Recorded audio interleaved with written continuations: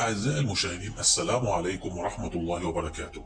أعلن الاتحاد المصري لكرة القدم قائمة المنتخب الأول التي ستشارك في المعسكر المقرر انطلاقه بيوم 28 من الشهر الجاري.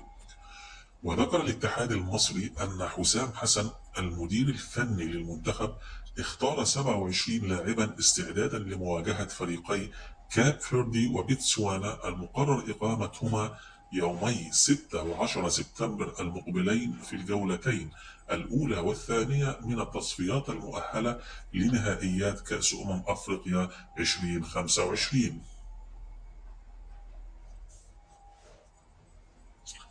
وضمت القائمة كلا من: في حراسة المرمى محمد الشناوي والمهدي سليمان ومصطفى شوبير وحمزة علاء.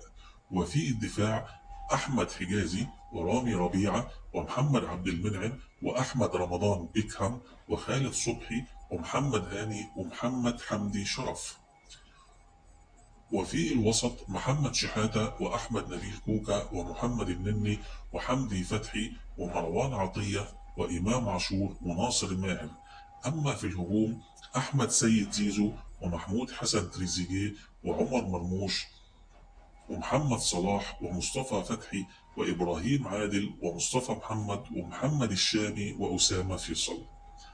وأخيرا فضلا وليس أمرا الاشتراك في القناة والإعجاب بالفيديو. دمتم بخير، والسلام عليكم ورحمة الله وبركاته.